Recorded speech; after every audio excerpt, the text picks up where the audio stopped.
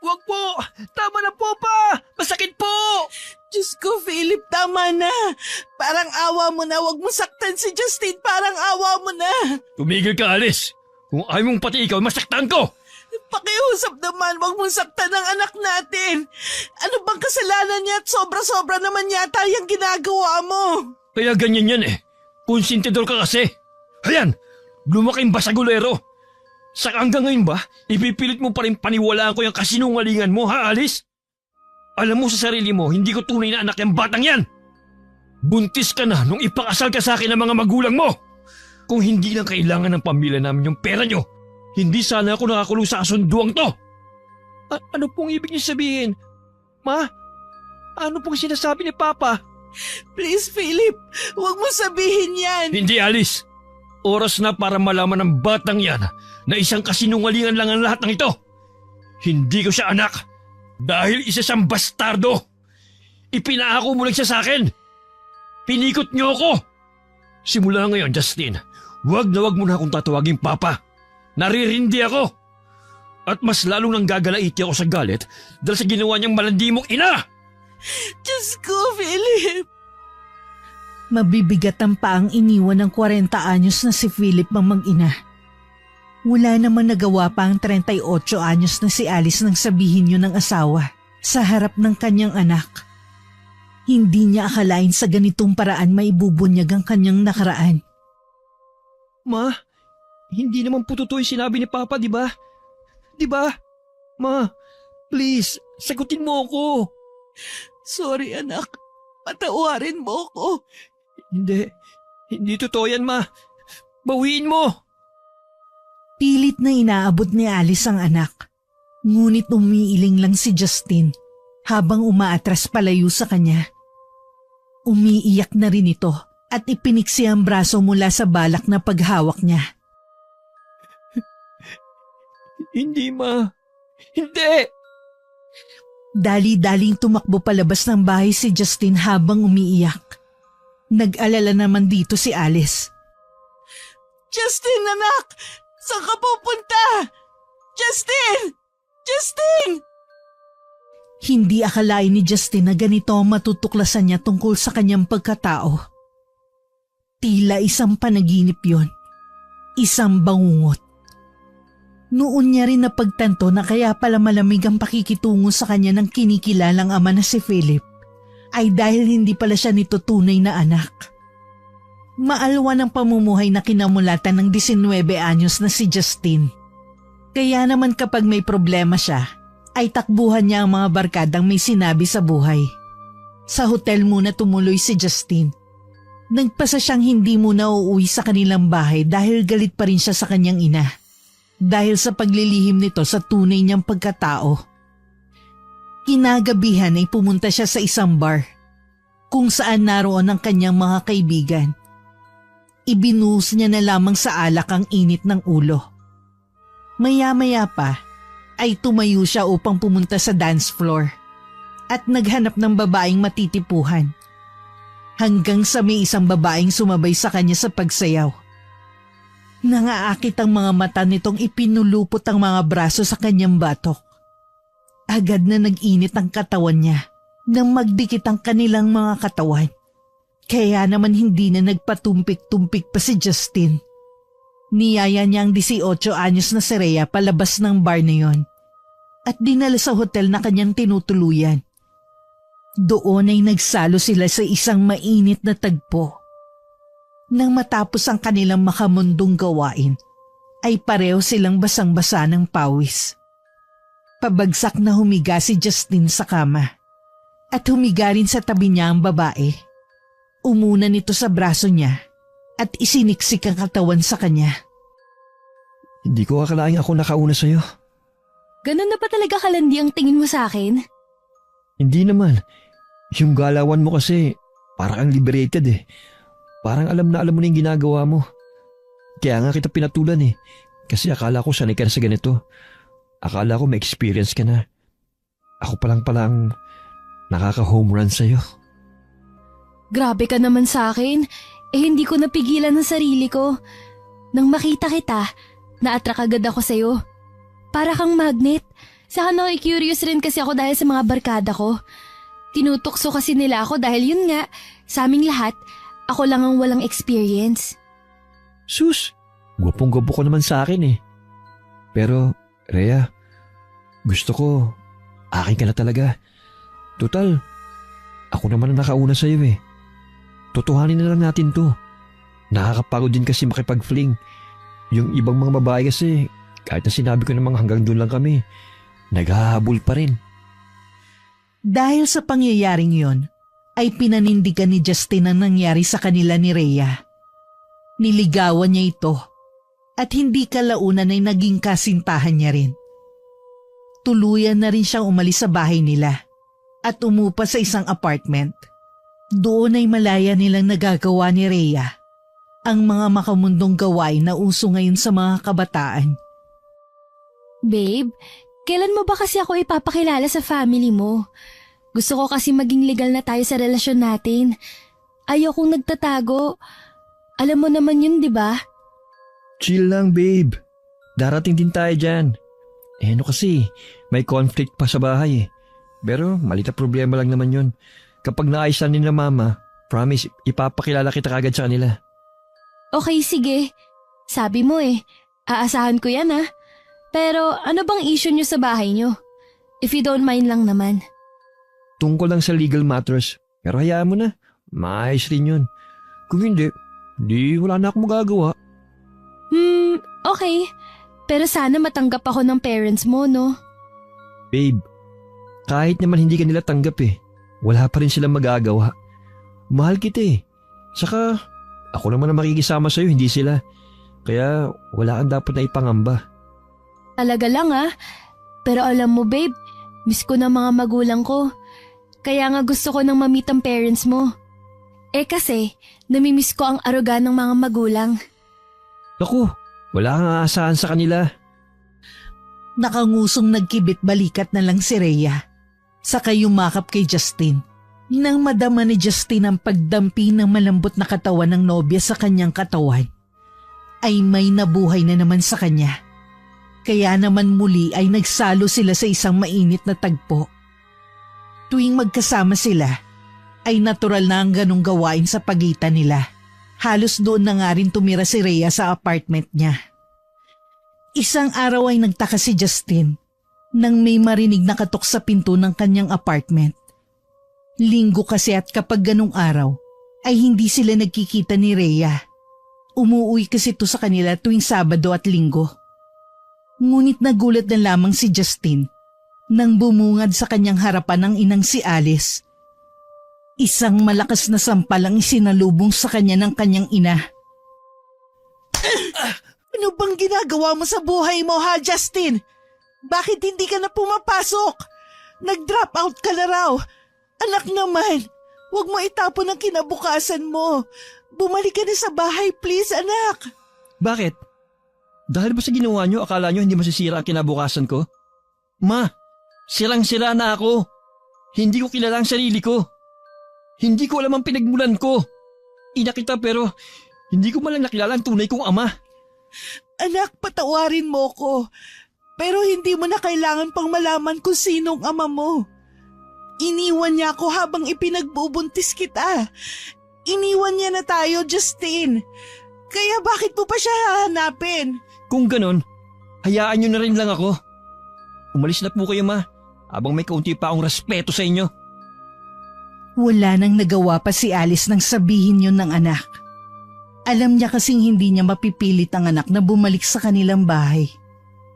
Bagsak ang balikat na umuwi siya sa kanilang bahay. At doon ay naabutan niya si Philip. Ilang araw din kasi itong hindi umuwi. Kaya nababahala na si Alice. San ka ba galing ha, Philip? Bakit hindi ka umuwi rito? Umamin ka nga sa akin. May ibang babae ka na bang inuuwian? Ano bang pinagsasabi mo, Alice?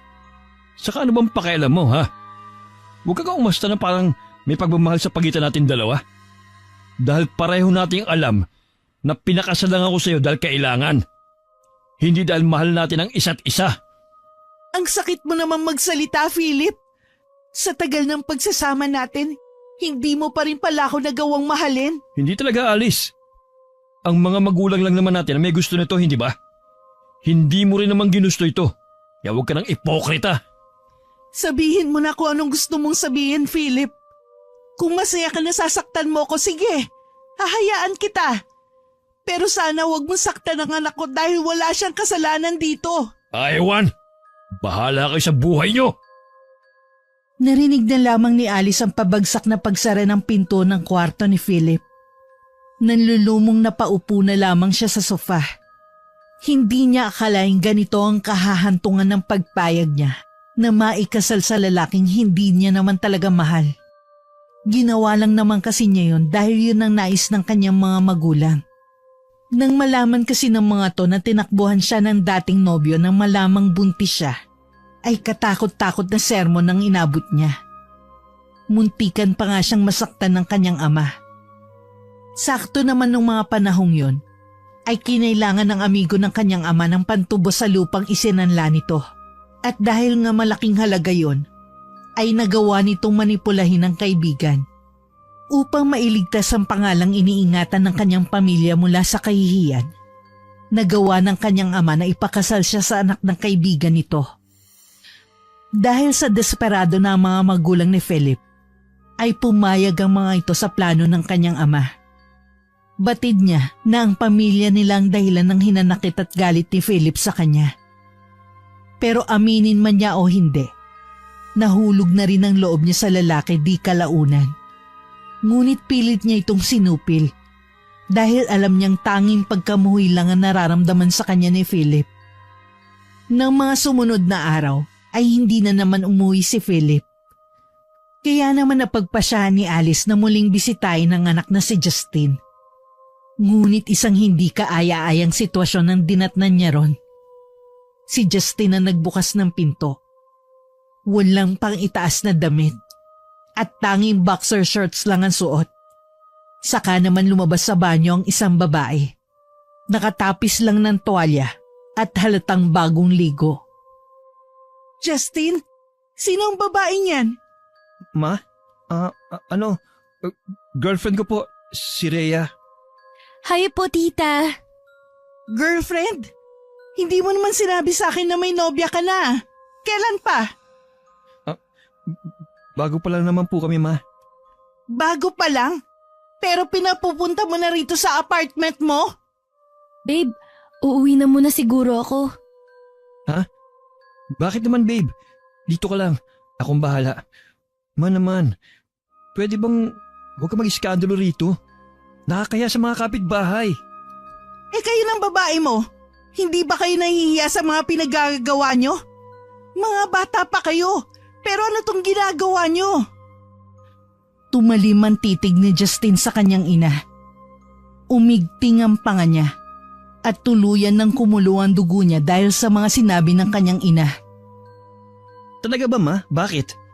Hindi ba gawain mo rin ito noon? Kaya ka nga nabuntis, di ba?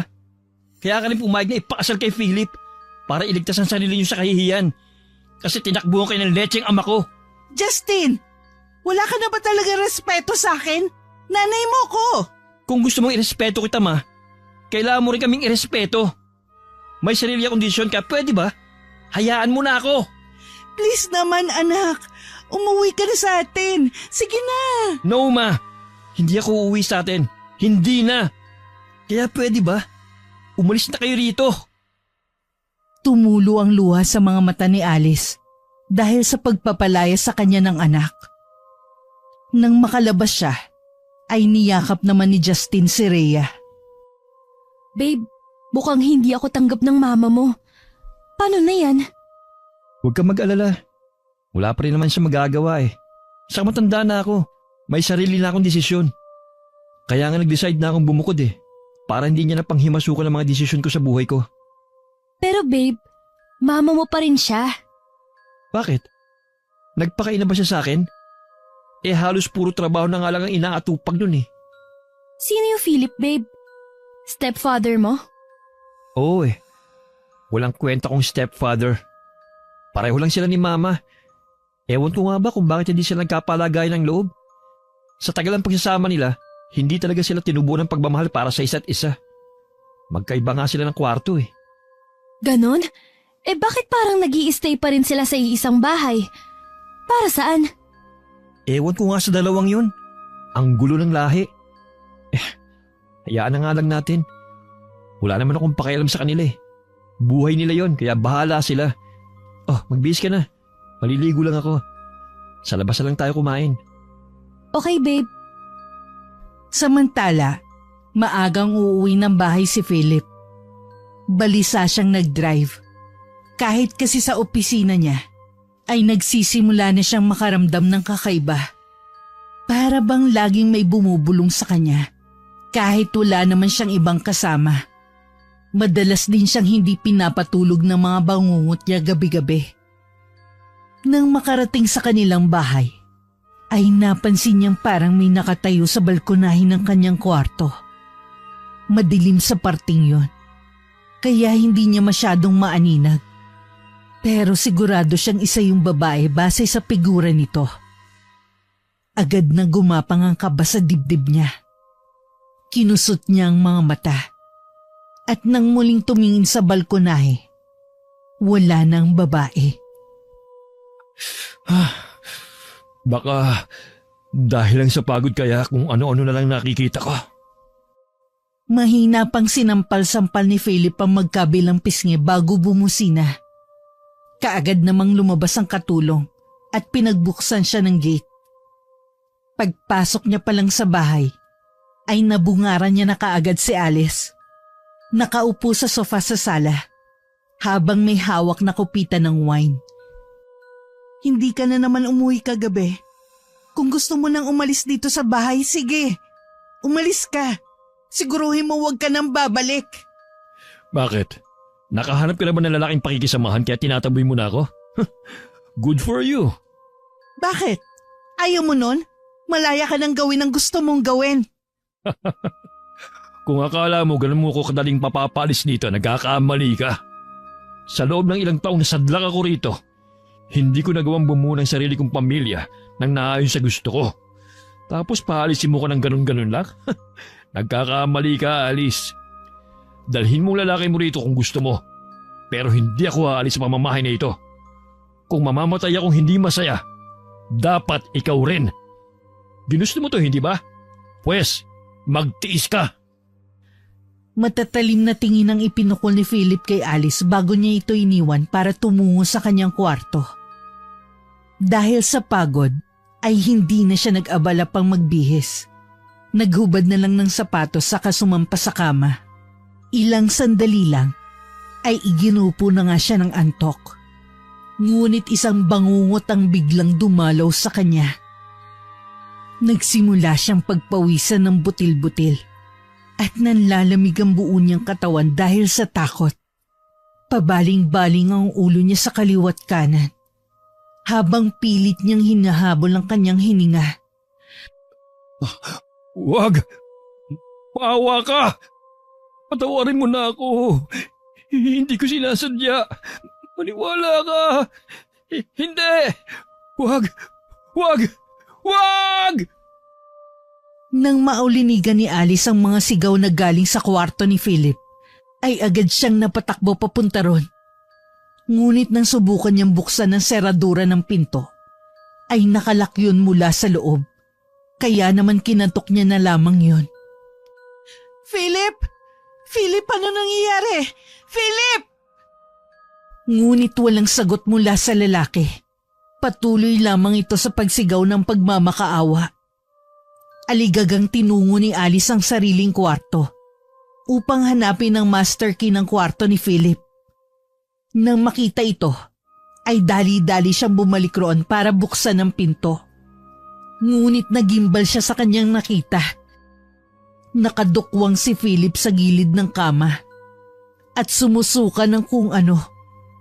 Nang lapitan niya ito, ay doon siya mas lalong nahintakutan nang makita ang maliliit na mga uod na gumagapang sa sahig. Philip! Ano nangyayari sa'yo? Anong kinain mo? Bakit ka nagkakaganyan? Hindi ko alam.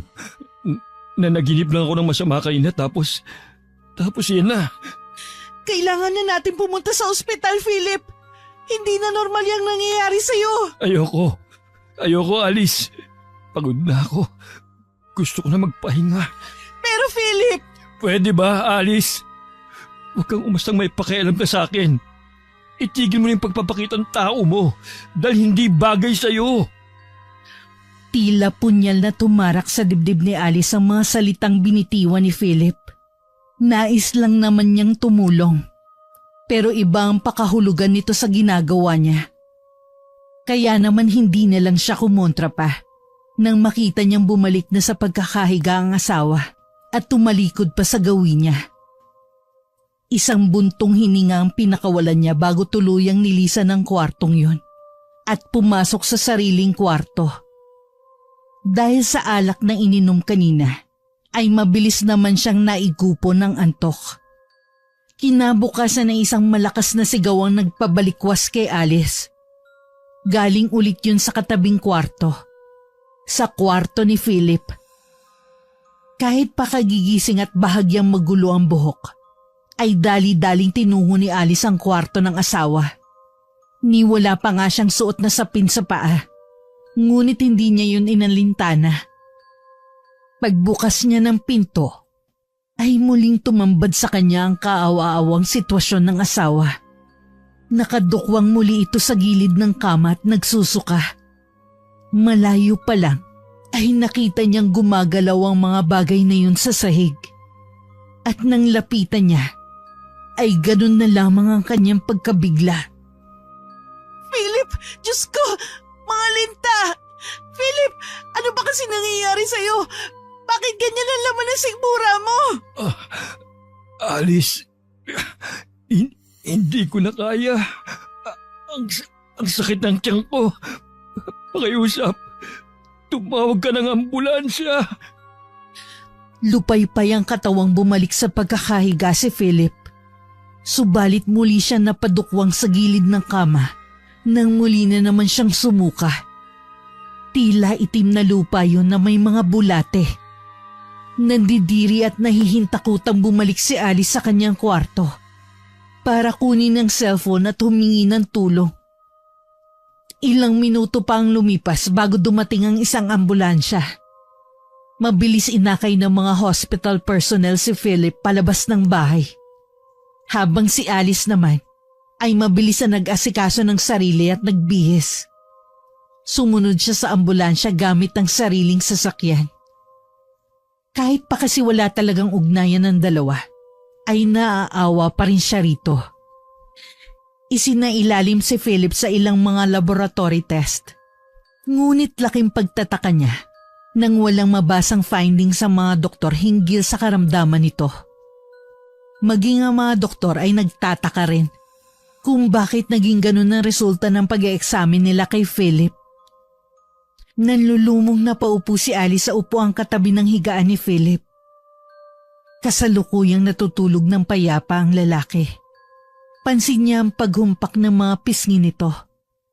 Kapansin-pansin rin ang pangingitim ng ilalim ng mga mata nito. Natila ba ilang gabi nang walang tulog? Doon niya lang mas lalong natitigan ang sitwasyon ni Philip. Nangangayayat nga ito. Hindi niya lang napansin dahil sa suot nitong damit pang opisina. At mas lalong wala naman siyang pakialam noon sa kung ano ang itsura nito. Pero alam niyang malaki ang naging pagbabago ng pisikal na anyo ng asawa. Isa pa, hindi naman palaging umuuwi si Philip. Kaya talagang hindi niya napansin ang mga pagbabagong yun. Nilukob ng awa ang puso niya para sa asawa. Hindi niya alam kung ano ba talaga ang nangyayari rito at kung bakit ganun ang laman ng sikmura nito. Habang namomroblema si Alice sa kalagayan ng asawa, ay naghahanap naman ng trabaho ang anak niyang si Justin. Malapit na kasing maubos ang ipon niya at nahihiya naman siyang humingi ng tulong sa kanyang ina. Bumukod na siya at kailangan na niyang panindigan yon. Mukhang problemado ka, babe ah. Anong nangyari? Parang sasayad na kasi yung nguso mo sa mesa. Tapos tong kape mo, tignan mo. Lumalamig na oh. Paano kasi? Ang hirap maghanap ng trabaho. Laging requirement na dapat college graduate o di kaya may national certificate galing sa TESDA. Kapag wala ka naman ngayon, dapat at least 6 months experience naman sa trabaho. Alam nga namang sumabak ako sa construction. Hindi yun kaya ng katawan ko. Nasanay ka kasi sa pamumuhay na meron ka dati. Yung nasusunod ang gusto mo at nabibili yung mga luho mo nang walang kahirap-hirap. Hindi ko naman hiniling na maisilang ng ganun eh. Pero mas lalong hindi ko hihilingin na maging mahirap, no? Huwag kang mag-alala, babe. Pasasaan ba't makakakita ka rin ng trabaho? Tara, ice cream? Libre ko. Ikaw talaga, babe. Kaya love na love kita eh. Hindi ko hihindihan yan, siyempre. Libre mo eh. Pumunta nga silang dalawa sa isang convenience store na malapit lang sa apartment nila. Sakto namang may nadaanan silang isang restaurant na kabubukas lang. Babe, tingnan mo oh. Ang daming tao sa restaurant na yun. Oo nga no. Hindi ko alam na may tinayo pala rito ang bagong restaurant. Kain tayo dyan kapag nakahanap na ako ng trabaho. Ano ka ba, babe? Hindi na kailangan. Pero tignan mo, parang hiring pa yata sila ng mga waiter eh. Agad nilang nilapitan ng restaurant. At doon ay nakita nilang may nakapaskil sa glass wall nito. Babe, tingnan mo. Naghahanap nga sila ng dagdag na waiter. Balikan mo kaya bukas. Baka this time, matanggap ka na. Malay natin, di ba? Oo nga. O siya, tara na sa convenience store. Baka mamaya makalimutan pang ililibre mo ko ng ice cream eh. Kinabukasan ay nag-apply nga si Justin sa nadaanan nilang restaurant kagabi. At swerte naman natanggap siya ron. Hindi niya inaasahang tiyungin pala ng kabarkada niyang si Benji ang may-ari ng restaurant. Nalaman na lamang niya yon nang bumisita ron ng barkada nung araw ding yon. Naging maayos naman ang pagtatrabaho ron ni Justin. At nang sumweldo nga siya, ay dinala niya sa restaurant na yun si Rhea. Tulad ng ipinangako niya. Kaya naman tuwang-tuwa ang dalaga. Ngunit tila naagaw ng kung sino ang pansin ng dalaga. At agad na umasim ang ekspresyon ng mukha nito. Bakit babe? Pangit ba ang lasa? Papapalitan ko kung gusto mo.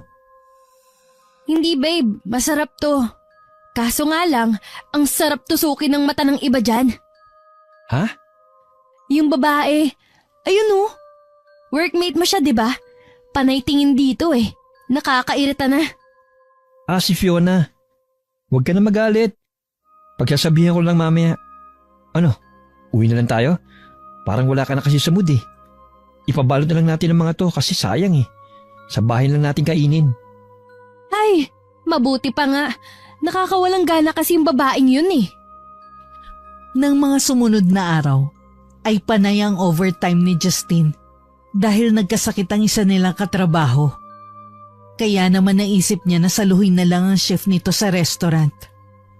Pabor naman yun sa kanya dahil kailangan niya makaipon. Para na kasi sa kanilang dalawa ni Rhea ang kinikita niya.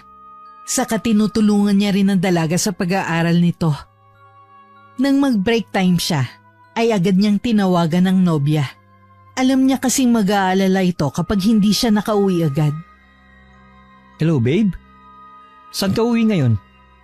Sa apartment mo? Bakit, babe? Kasi overtime ako ngayon eh. Nung nakaraang araw pa. Nagkasakit kasi yung isang katrabaho ko. Kaya sinabi ko kay boss na ako na lang magjo-duty sa shift niya.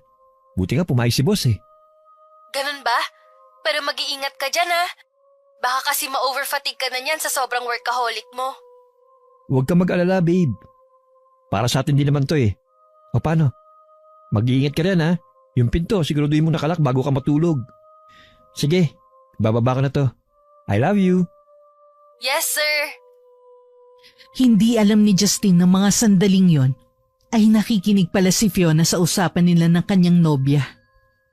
Lingid sa kanyang kaalaman ay may iba pala tong binabalak sa kanya. Tila lantang gulay na umuwi si Justin nang sumapit ang madaling araw. 3:00 na kasi na madaling araw siya nakauwi. Marami kasi talagang customers ang dumaragsa sa restaurant kapag gabi. Dahil karamihan sa mga nagtatrabaho sa area na yon ay mga panggabi ang shift. Hindi na nga siya nakapagbihis pa ng damit at naghubad na lang ng sapatos bago sumampas sa kama. Mahimbing nang natutulog si Rhea ng mga sandaling yun. Kaya naman napayakap na lang siya sa nobya hanggang sa tuluyan na siyang makatulog. Kinabukasan ay nagising na lamang si Justin na wala na sa tabi si Rhea. Hindi na muna sana siya babangon dahil sadyang inaantok pa siya gawa ng sobrang pagod sa trabaho. Ngunit napasalubong na lang ang kanyang mga kilay nang marinig ang ringtone ng kanyang cellphone. May tumatawag. Papikit-pikit niyang inabot ang cellphone mula sa bedside table at naniningkit ang mga matang tinignan ng caller ID. Ang mama niya palang tumatawag. Pinatay niya yun saka ibabalik na sana ang cellphone nang tumunog na naman ulit ito. Kaya naman inis niyang sinagot ang tawag. Ano ba ma? Ang aga-aga nang bubulabog ka. Ano na naman ba yun, ha? Gusto pang matulog eh. Pagod pa ako sa trabaho. Sana naman patulugin mo muna ako. Anak, sandali naman. Kailangan kita ngayon dito sa bahay. Wala kasi akong kasama. Anong walang kasama? Bakit? Hindi ka na ba inuuwi niyang magaling mong asawa? Nasa ospital kasi ang papa mo, anak. Eh ano naman ngayon kung nasa ospital siya? As if naman may pakialam ako. Saka, wala rin naman siyang pakialam sa akin, di ba? Kaya quits na lang kami. Saka, hindi ko nga siya papa, hindi ba? Wala akong ama. Ako may kailangan sa'yo, anak. Pagbigyan mo naman ako. Hindi ko na kasi alam ang gagawin ko eh. Kung makikita mo lang sana ang sitwasyon ng papa mo. Hindi ko nga po siya papa, ma. Ang kulit niyo naman eh. Inis niyang binabaan ng tawag ang kanyang ina. Kahit parinig na rinig niya ang garalgal na tinig nito at pag-iyak mula sa kabilang linya, ay pinatigas niya ang kanyang puso. Galit pa rin siya sa mga ito. Kaya naman ayaw niyang makinig sa mga sinasabi ng kanyang ina. Dahil sa nangyari, ay nawala na ang kanyang antok.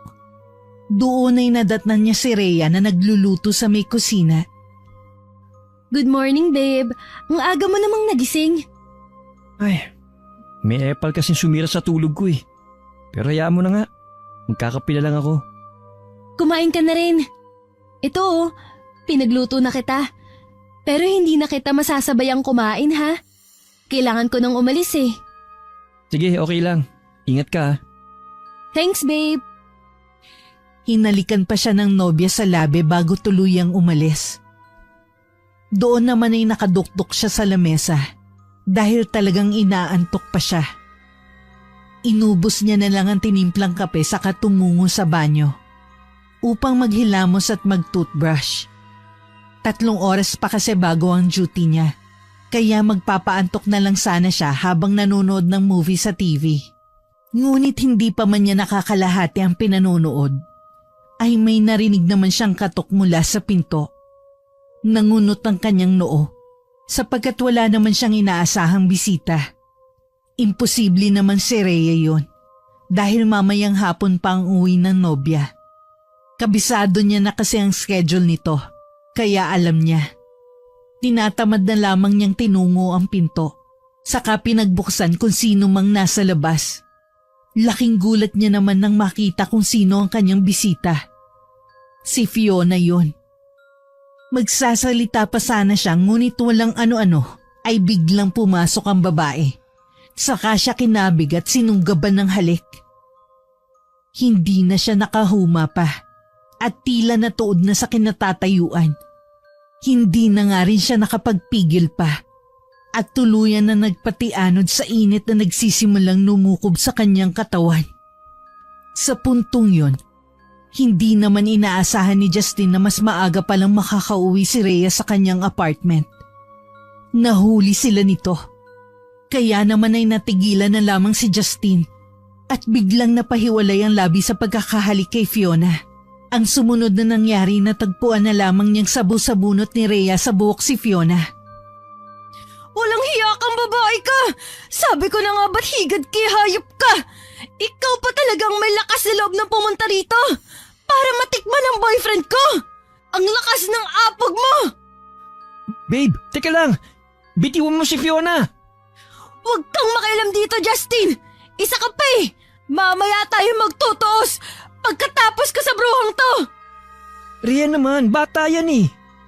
Punyeta! Wala akong pakialam kung bata to!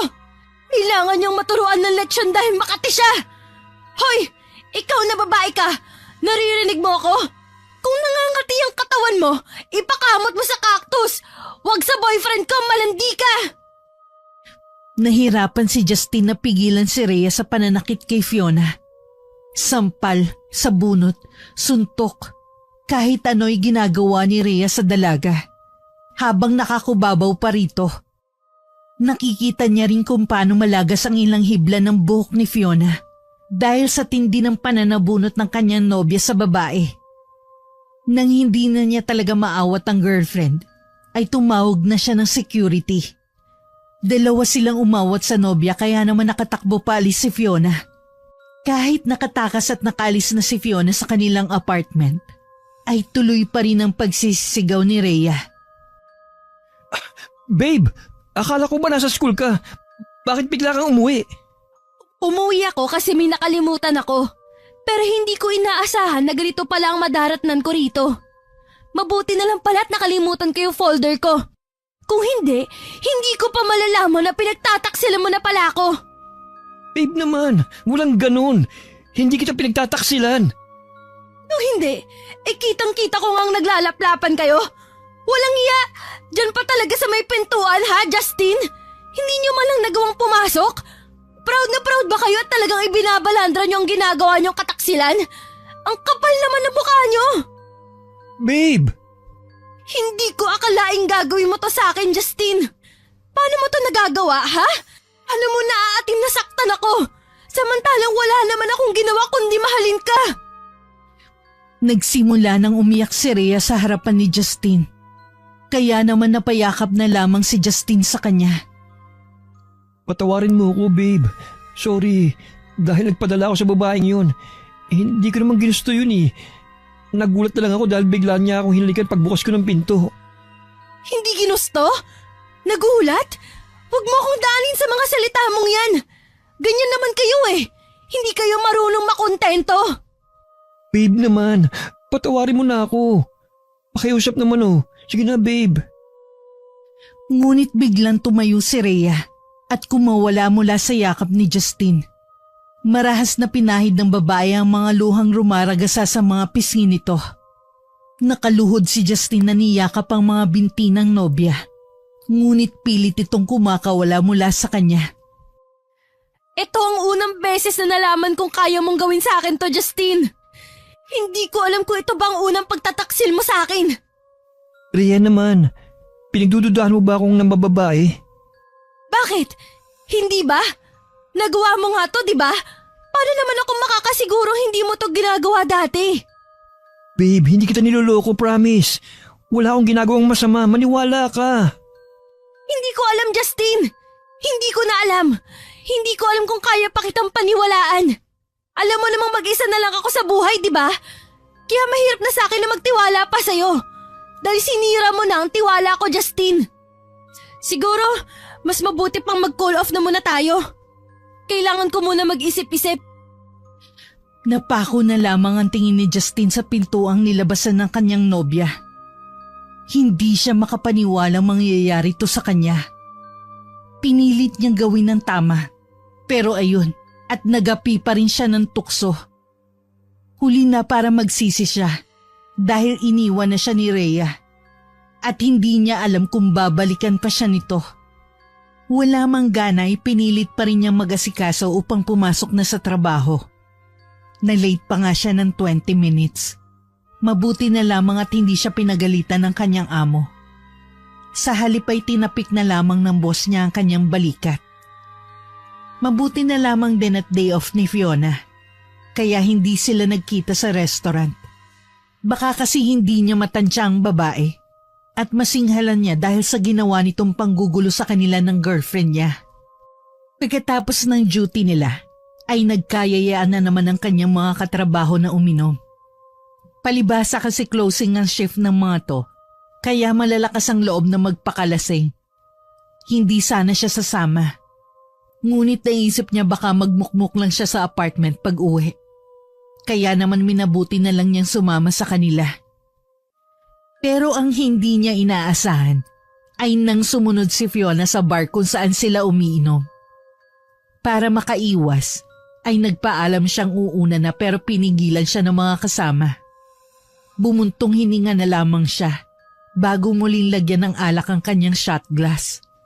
Mabilis niya itong nilagok at agad naman siyang napapikit ng gumuhit ang init sa kanyang lalamunan.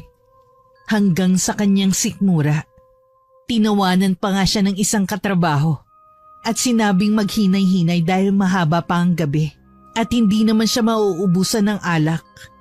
Naparami nga ang kanyang inom ng gabing yun. Kinabukasan ay nagising siya dahil sa samyo ng pabango na sobrang pamilyar sa kanya. Dahan-dahan siyang nagmulat ng mga mata at nakita niya ang figura ng isang babae na nagbibihis sa harap ng kabinet. Mabigat man ang pakiramdam, ay pinilit niyang tumayo. Ngunit nasapon niya na lamang ang ulo nang pumintig ito. Lecheng hangover naman to. Sakit. Sakit talaga, sakit. Sino bang nagsabing mag-inom ka? Babe? Babe, nandito ka na. Ay hindi, picture ko lang to. Ang sakit kasi talaga ng ulo ko eh. Huwag kang umarte dyan. Ginusto mo yan eh, di ba? E di magtiis ka. Babe naman eh. Timpla mo ko ng iced coffee please. Please babe.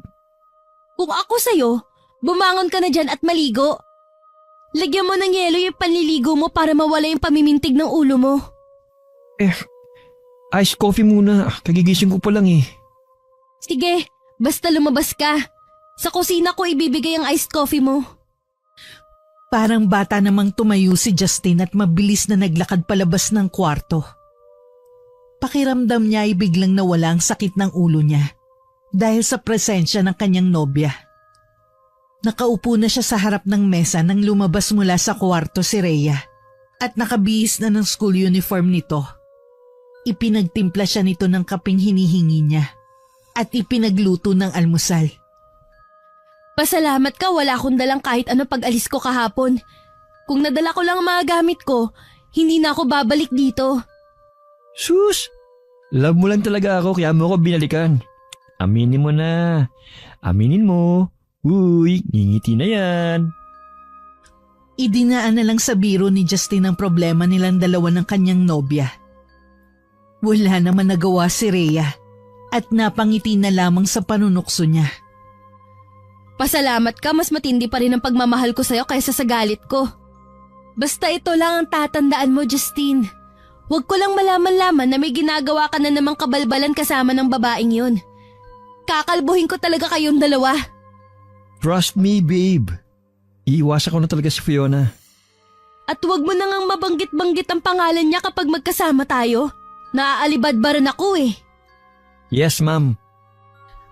Malawak ang ngiti na pumasok sa trabaho si Justin ng araw na yun. Pati mga katrabaho niya ay napansin rin ang kakaibang sigla at saya niya. Ikinuwento naman niya sa mga ito na nagkaayos na sila ng girlfriend niyang si Rhea. Nakita niya pang napalingon sa gawin nila si Fiona at may kakaibang ngisi na iginawad sa kanya. Hindi niya na lamang yun pinansin pa dahil ang importante sa kanya ay naayos na nila ni Rhea ang gusot sa pagitan nila. Minsan isang hapon ay isang tawag na naman na natanggap ni Justin mula sa kanyang ina. Nasa mall sila ng kanyang nobyang si Rhea. Dahil day off niya at gusto niyang sulitin ang oras na kasama ito. Dahil panay nga ang overtime niya. Uy babe, kanina pa nagre-ring yung cellphone mo. Sino ba yan? Hayaan mo na, babe. Gusto ko mag-focus sa'yo. Kaya huwag mo na lang pansinin yan. Sagutin mo na at baka emergency. Hayaan mo na nga lang, babe. Bakit? Natatakot ka bang malaman ko kung sino yung nangungulit sa'yo, ha? Baka babae mo na naman yan kaya ayaw mong sagutin sa harapan ko. Ay, oo na. Ito na. Sasagutin na. Dinukot niya mula sa bulsa ang cellphone at agad na iniharap kay Rhea ang screen para makita ng babae kung sino nga bang tumatawag sa kanya. Oh, ayan ah. Kitang-kita mo naman siguro na si Mama lang yung tumatawag. di sagutin mo. Baka nga kasi emergency. Wala akong pakialam. Wala ka nga ba talagang pakialam? O baka naman hindi talaga yan ang mama mo at pinangalanan mo lang na mama pero ang totoo, iisa yan sa mga babae mo. Babe naman eh. Kung makapagsalita ka naman sa akin ng ganyan, parang may mga babae talaga ako. Saka, hinaan mo nga yung boses mo. Nasa mall kaya tayo. Sinagot na lamang ni Justin ang tawag ng ina kahit na ayaw niya. Dahil mas lalong ayaw niya maghinala sa kanyang nobya. Mataman naman nakatitig sa kanyang nobya habang sinasagot ang tawag. Oh, ano naman bang kailangan mo, ma? May date kami ni Rhea ngayon, kaya pwede ba? Anak, pwede mo ba akong puntahan dito sa ospital? Kailangan ko lang talaga ng makakasama ngayon. Kung magpapasama ka sa pagbabantay dyan sa magaling mong asawa, wag na lang. Hindi naman kami magkaano-ano yan eh. Anak, wala nang papa mo. Ha? Anong wala na, ma? Patay na siya. Hindi na niya kinaya ang pagpapahirap sa kanya ng sakit niya. Saglit na natigilan si Justin sa kanyang narinig. Muntikan pa nga niya mabagsak sa sahigang hawak na cellphone. Kung hindi lang yun maagap na nasalo ni Rhea. Babe, bakit ganyan ang itsura mo? Ano ba ang pinag-usapan niyo ng mama mo? Si Papa? Patay na raw si Papa. Si Philip? Oo, babe. Hindi ko akalaing ganito kabilis na mawawala ang buhay niya. Bakit? Ano bang sakit ng papa mo? Di ko alam eh. Hindi ko inalam dahil wala naman sana akong pakialam. Pero hindi ko inaasahang malala na pala yung lagay niya. Ganyan talaga ang buhay, Justine. Hindi natin alam kung kailan may mawawala sa atin. Kaya nga dapat na sulitin habang nasa atin pa, di ba? Tama ka, babe.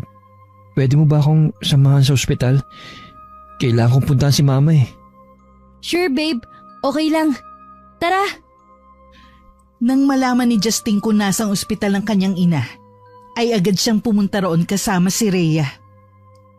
Agad naman siyang sinalubong ng yakap ng kanyang ina nang makita siya nito.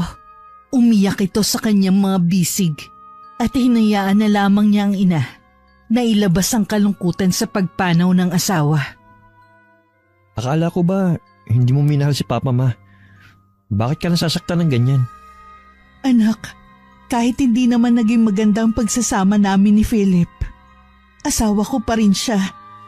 Kahit pa sinabing kasal lang kami sa papel, nasanay na ako sa presensya niya. Ngayong wala na ang papa mo, wala na ako makakasama sa bahay. Pwede bang bumalik ka na ron, anak? Paano po si Rhea, ma? Saka may trabaho po ako. Mas malapit po ang apartment ko sa restaurant na pinagtatrabahuhan ko. May sasakyan naman, anak. Pwedeng-pwede mo yung gamitin. Teka, ma. Ano po bang kinamatay ni Papa? Ganun ba talaga kalala ang sakit niya? Hindi matukoy ng mga doktor kung ano talagang sakit niya, anak. Sumusuka siya ng mga insekto na may kasamang burak. Nananaginip rin siya ng gising. Minsan nagsisigaw na lang siya dahil may nakikita siyang hindi ko naman nakikita. Ano naman kaya yun, ma? Tsaka, parang imposible naman yun. Saan ang galing yung mga insektong sinusuka niya? Hindi naman kaya ng mga insekto mabuhay sa tiyan natin eh. Yun nga rin ang ipinagtataka ko eh. Pero may nakapagsabi sa akin na sana ipinatingin ko na lang si Philip sa isang albularyo. Ang kaso ayaw ng papa mo. Hindi ko naman siya mapilit. Hanggang sa dumating na nga ang araw na to. Hinagod na lamang ni Justin ang likod ng ina nang magsimula na naman tong umiyak. Ramdam niya ang sakit at hinagpis ng ina. Lalo pat itong nakasama ng kanyang kinagisnang ama habang naghihirap ito. Sinamahan niya ang ina sa pagproseso ng libing ni Philip. Kahit ang mga magulang nito ay hindi makapaniwalang hanggang doon na lang ang buhay ng kanilang anak. Hindi matanggap ng dalawang matanda na nauna pang mamatay ang kanilang uniko iho kesa sa kanila. Maging ang kanyang lolo at lola ay naaawa sa kanyang ina dahil maaga itong nabiyuda. Ngunit talaga namang wala makakapagsabi ng buhay ng isang tao. Itinatak na lang niya sa isip niya na lahat sila ay darating din sa puntong yon. Nang matapos ng libing, ay umuwi muna si Justin sa kanilang bahay para samahan ng ina. Alam niyang nagluluksa pa ito sa pagkamatay ni Philip. Pinayagan naman siya ni Rhea at ito na munang tumao sa kanilang apartment.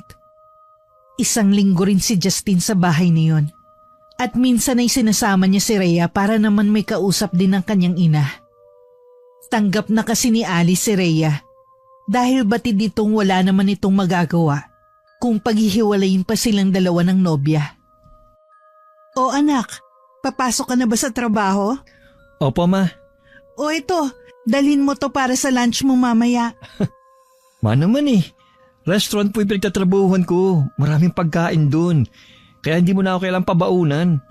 Para naman akong bata na papasok sa school eh. Oo nga pala, namiss lang talaga kita anak. Sayang naman tong mga niluto ko. Paborito mo pa naman ito. Ay, si Mama talaga oh. Kinukonsensya pa ako eh. O sige, akin na po yan. Dadaling ko na lang. Sayang nga naman yan. Kitang-kita ni Justin ang tuwa sa mukha ng ina nang ibigay nito sa kanyang paper bag na may lamang baunan. Kaya naman napangiti na lang din siya. Sa ganitong paraan man lang ay magawa niyang pasayahin ang ina. Isang gabi ay nagyaya na naman ang mga katrabaho ni Justin na mag-inuman sa isang bagong bukas na bar. Katulad ng dati, sumama na naman si Fiona. Siya na lang ang umiiwas sa dalaga. Kahit pa ilang beses itong nagbalak na lumapit sa kanya. Nang makaramdam ng tawag ng kalikasan, ay nagpaalam siya sa mga katrabaho na magbabanyo lang sandali. Hindi niya inaasang sa paglabas niya sa men's room ay naroon si Fiona at nakaabang sa kanya. Hindi na sana niya ito papansinin, ngunit bigla siya nitong hinawakan sa braso. Paglingon niya ay sinalubong siya ng halik ng dalaga. Ilang segundo rin ang tinagal nun bago siya nahimasmasan. At hindi sinasadyang naitulak ang dalaga. Tumiim ang kanyang mga bagang at pinukulan ito ng matalim na titig bago iniwan.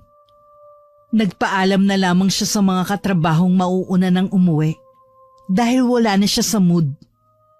Lingid sa kanyang kaalaman ay isang matinding problema ang kanyang kakaharapin sa pag-uwi niya. Saan ka galing anak? Kanina pa ang out mo, diba? Sorry Ma, nagkayayaan yung mga katrabaho kong uminom eh. Pero konti lang naman yung ininom ko. Nauna na nga ako sa kanilang umuwi eh. Teka, bakit ganyan ang itsura nyo? Si Rhea kasi. Dumating siya kanina rito na umiiyak. Nag-away ba kayo? Pucha, nakakalimutan ko magpaalam sa kanyang hindi ako didiretso ng uwi. Nasaan siya Ma? Umuwi ba sa apartment? Ewan, wala siyang sinabi sa akin. Hinanap ka lang niya rito tapos umalis na kaagad nang sinabi kong hindi ka pa nakakauwi. Ang mabuti pa, tumuloy ka na muna sa apartment ninyo ngayong gabi. Kausapin mo si Rhea para malaman mo kung may problema ba siya. Tumalima naman si Justin sa kanyang ina. Dala ang sasakyan ay agad niyang binaybayang daan papunta sa inuupahang apartment. Nang makarating, ay agad siyang kumatok ngunit walang sumasagot. Pinihit niya ang doorknob, ngunit nakalak yun mula sa loob. Mabuti na lamang at dala niya ang master key ng apartment. Pagbukas niya naman ng pinto, ay nakita niyang nakabukas ang ilaw sa kusina, maliban sa sala. Rhea! Babe! Babe, nariyan ka ba? Paulit-ulit niyang tinawag ang pangalan ng nobya, ngunit walang sumasagot. Nang makitang wala roon si Rhea, ay pumasok siya sa kwarto. Nakapatay ang ilaw, kaya hindi niya maaninag ang loob. Ngunit nakita niyang nakabukas ang ilaw sa banyo. Dumiretso siya doon at halos panawan siya ng ulirat nang makita ang dalagang nakahandusay sa sahig. Walang malay at duguan ang suot na paldang pang-eskwela.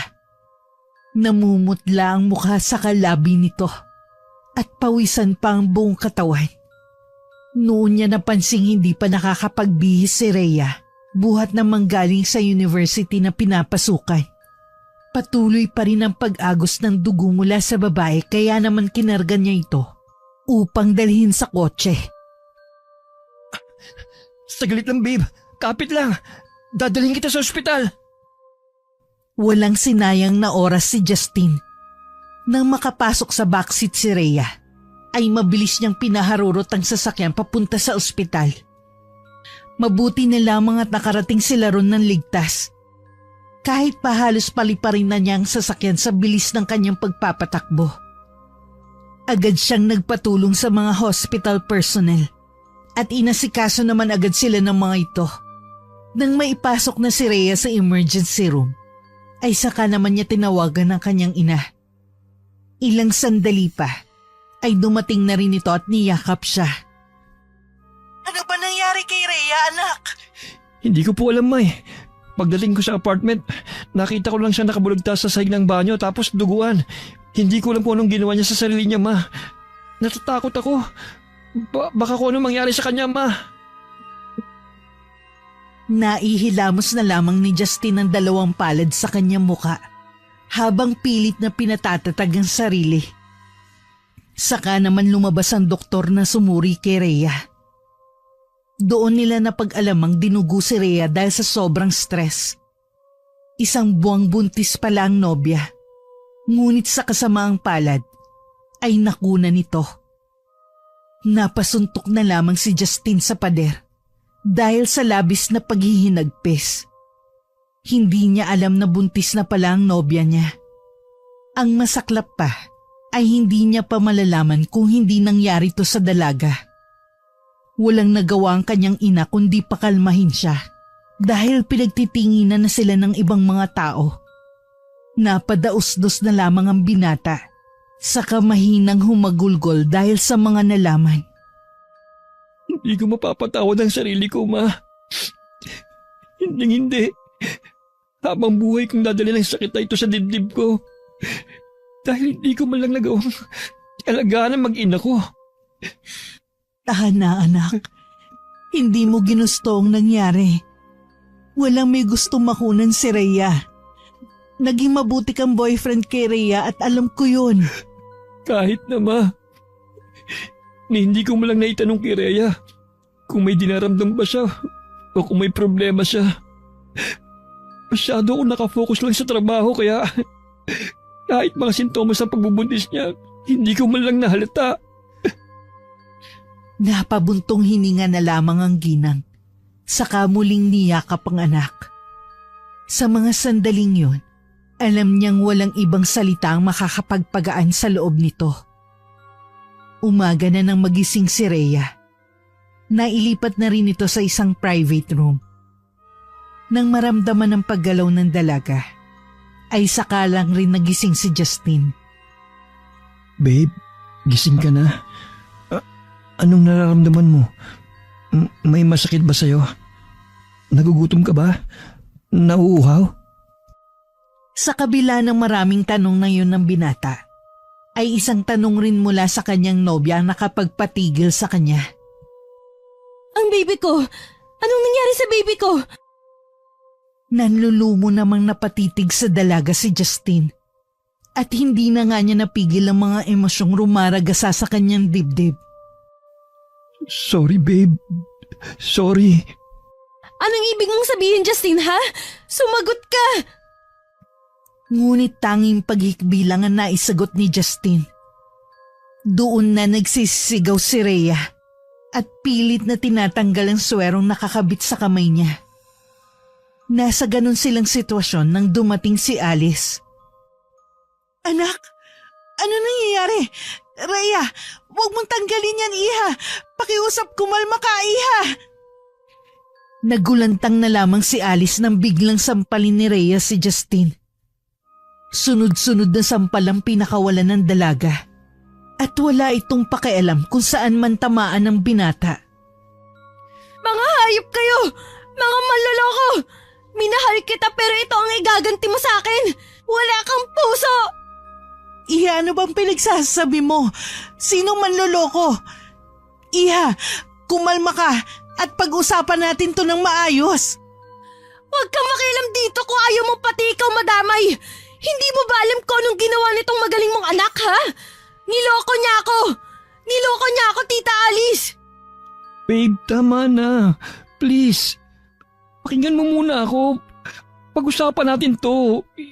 Hindi ko alam ang mga binibintang mo sa akin. Babe, hindi kita niloloko. Hindi! Akin ang cellphone mo! Ibigay mo sa akin para naman mapatunayan ko kung gaano kayo kahayop! Nagtataka man ay dinukot na lamang ni Justin ang cellphone sa kanyang bulsa at ibinigay sa dalaga. Inilag-in ng nobya ang sariling social media account nito, saka binuksan ng messenger. Nang mahanap ang pakay, ay agad nitong iniharap sa boyfriend ng screen ng cellphone. Nasapo na lamang ni Justin ang noon nang tumambad sa kanyang harapan ang isang video na kuha sa isang bar. Madilim man sa parting yun, ay makikita pa rin siya nga ang nasa videong yun. Siya kasama si Fiona at naghahalikan. Napamura na lang siya nang maalalang gabing yun, kung saan sinalubong siya ni Fiona ng isang mapusok na halik sa labi. Naputol ang video at hindi na nakunan kung paano niya itinulak si Fiona. Ang babae mo mismo nagpadala ng video na yan sa akin, Justin! Ngayon, sabihin mo nagkakamali ako. Pareho nating napanood ang ebidensya kaya wala ka nang malulusutan pa. Dahil sa'yo, nawala ang anak ko. Dahil sa inyo ng babae mo. Pagbabayaran niyo tong ginawa ninyong panluloko sa akin. Simula ngayon, tapos na tayo. Nang araw ding yon, ay hindi na pinayagan pa si Justin na makalapit kay Rhea. Ayaw na siyang makita ng nobya. Kahit anong pagmamakaawa pa ang gawin niya. Nang sumunod na mga araw, ay nawala na siya ng ganang kumilos. Ni hindi na nga rin siya lumalabas sa kanyang kwarto. Hindi na kumakain, ni uminom ng tubig. Masyado niyang dinamdam ang pakikipaghiwalay sa kanya ni Rhea. Isang araw, ay kinatok si Justin ng kanyang ina sa kanyang kwarto. Justin, anak, tara na sa baba. Kakain na. Ilang araw nang hindi nalalamanan niyan tiyan mo. Hindi pa ba humahapdi ang sikmura mo, anak? Hayaan niyo na muna ako, Ma. Kailangan ko ipagluksa yung pagkawala ng baby namin ni Rhea. Kasalanan ko lahat, Ma.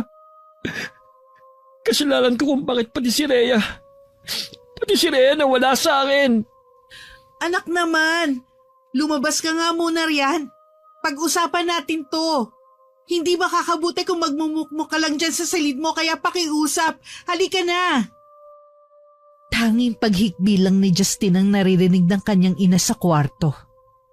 Ngunit ilang sandali lang, ang mga hikbing yon ay napalitan ng mga sigaw na para bang nasasaktan at nahihintakutan. Ah! Lumayo kayo! Lumayo kayo sa akin! Ah! Justin, anak! Ano nangyayari sa'yo? Justin, buksan mo tong pinto! Ma! Tumawag ka ng tulong, Ma! Napakaraming ahas dito sa kwarto ko! Umakit na sila sa kama ko, Ma! Tulungan mo ako! Patuloy lang sa pagsigaw si Justin, habang ang kanyang ina naman ay nababahala na. Sunod-sunod ang ginagawang pagkatok nito sa pinto ng kanyang kwarto. Ngunit hindi niya yun mabuksan dahil sa labis na takot. Hindi malaman ni Alice kung saan nanggaling ang mga ahas na nasa kwarto ng anak. Tila imposible naman kasi yun dahil sarado ang kwarto ng binata at walang papasukan ng mga ahas. Isa pa, ngayon lang nangyari ang ganung bagay sa pamamahay nila. Kinuha na lamang niya ang duplicate key sa pinto ng kwarto ng anak at kaagad na binuksan yun. Tumambad sa kanyang madilim na kwarto ng anak. Mas naging klaro ang mga sigaw nito at halatang takot na takot. Kinapa niya ang switch ng ilaw na nasa dingding at saka yun pinindot. Nang bumaha ang liwanag sa buong kwarto, ay nagtaka siya dahil wala namang mga ahas gaya ng sinasabi ng kanyang anak. Subalit nang makita niya ang mukha ng binata na namumutla sa takot, ay mas lalo siyang nabahala. Agad niya itong dinaluhan sa pinakalma. Anak, wala namang mga ahas dito. Nasaan na yung sinasabi mong mga ahas? Hindi mo ba sila nakikita, Ma? Nandiyan sila sa sahig, Ma. Napakarami nila, Ma. Natatakot ako. Tutuklawin nila ako. Diyos ko anak, ano ba nangyayari sa'yo? Alika, magbihis ka. Kailangan natin pumunta sa doktor. Baka kung ano yung mga nararamdaman mo. Ayoko, Ma. Hindi ako aalis dito. Tutuklawin ako ng mga ahas. Dito lang ako sa kama.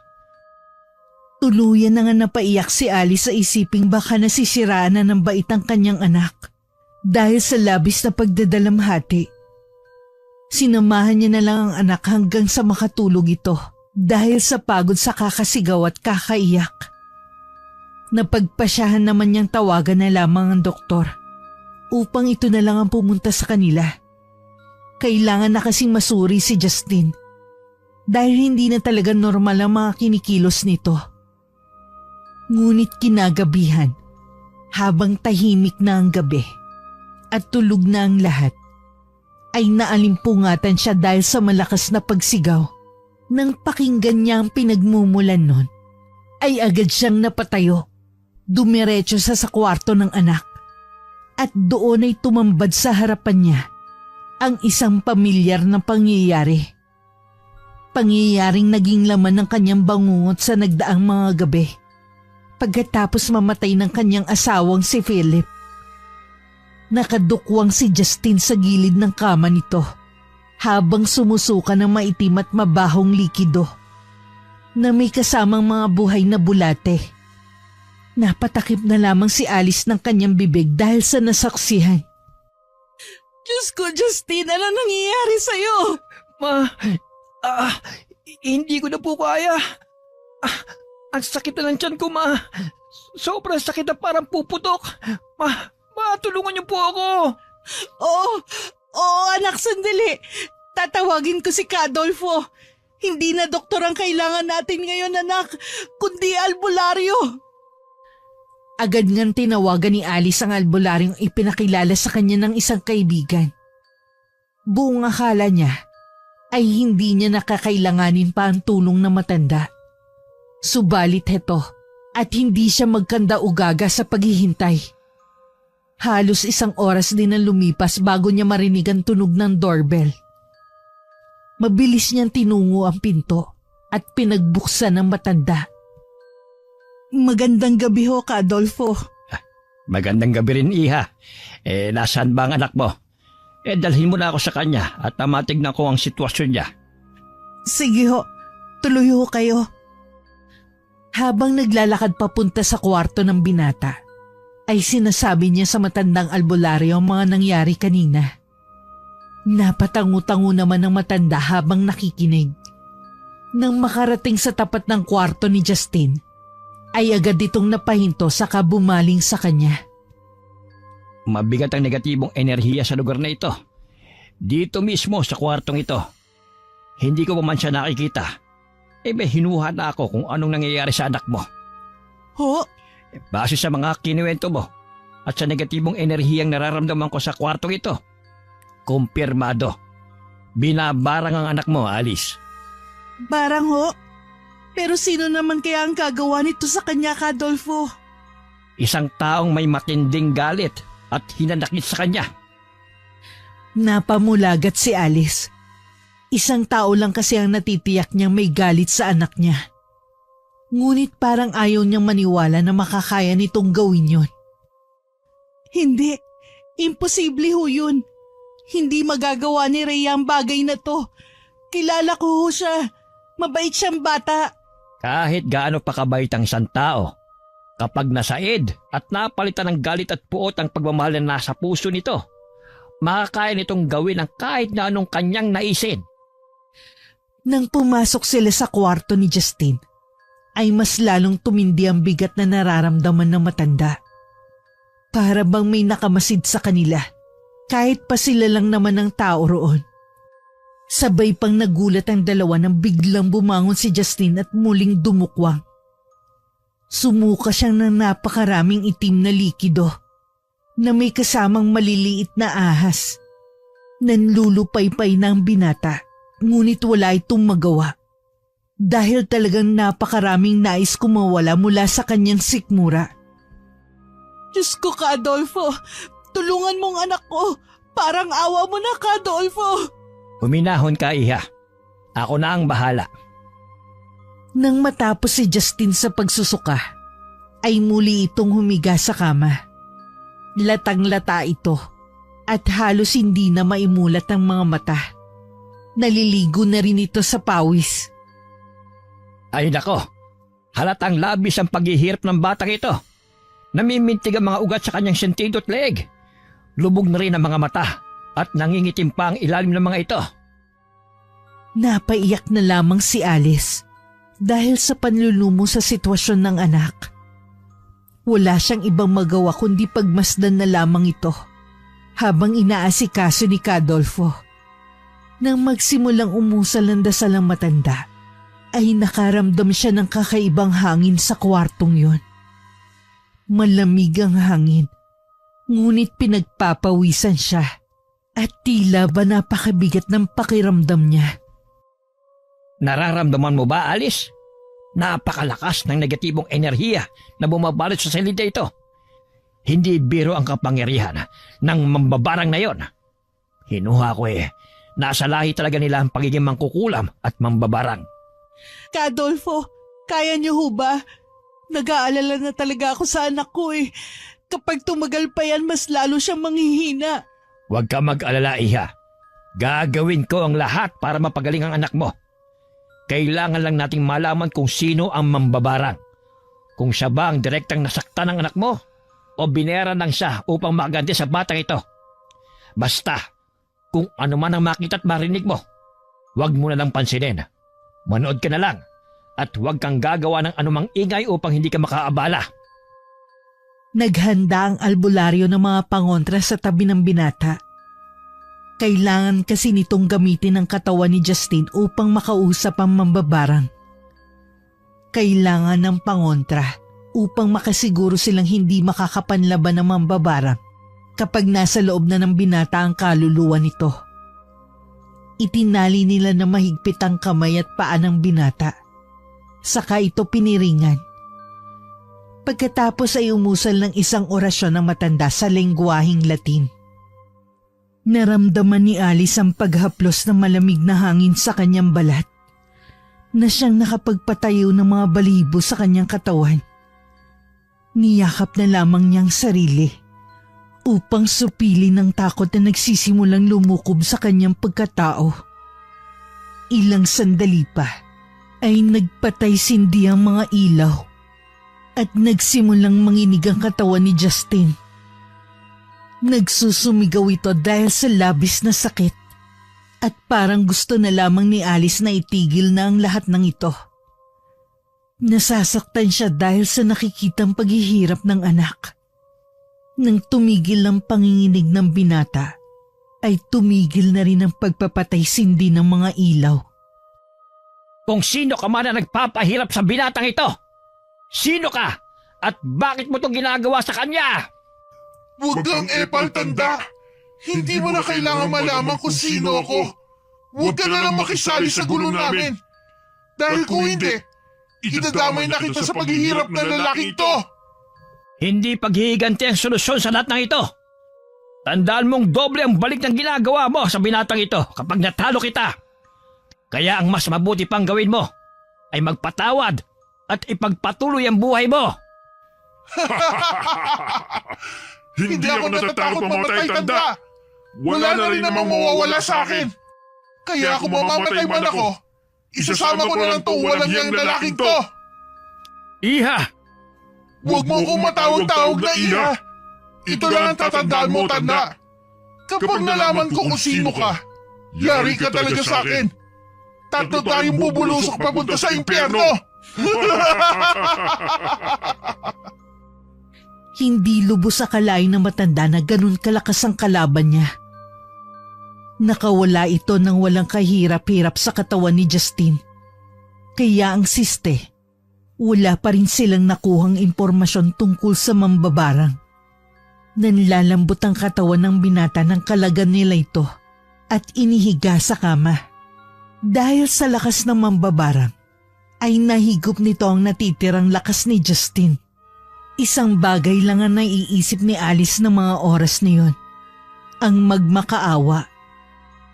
Pupuntahan ko si Rhea. Kakausapin ko siya. Ayoko sanang maniwalang siyang may gawa nito. Pero siya lang ang alam kong may motibo sa paghihiganti sa anak ko. Kung si Rhea nga may gawa nito sa anak ko, gagawin ko ang lahat para pakiusapan siyang itigil na niya ang pagpapahirap kay Justine. Delikado yung binabalak mong gawin, Iha. Puno ng galit at puot ang puso ng taong yon. Hindi kanya pakikinggan. Sarado ng isipan niya sa lahat ng bagay at gagawin na lang niya ang kung anuman ang naisin niya. Kung hindi niya babawiin ang sumpa sa anak ko, aakuin ko na lang ka, Adolfo. Alang-alang sa anak ko. Bata pa si Justine. Marami pa siyang gustong gawin at hindi ko maaatim na pati siya ay mawala sa akin. O siya, kung hindi na talaga kita mapipigilan pa, ito lang ang maipapayo ko sa iyo. Mag-iingat ka. Huwag kang gagawa ng bagay na maaaring makadagdag pa sa galit niya. Mabilis pa sa 4:00 tinungo ni Alice ang apartment ni Justine. Wala naman kasing ibang pupuntahan pa si Rhea, kundi doon lang. Nang makarating, ay nagtaka siya dahil bukas ang pinto. Sumilip siya sa maliit na awang ng pinto, subalit madilim sa buong silid. Marahan niyang nilakihan ang bukas ng pinto at binuksan ang ilaw.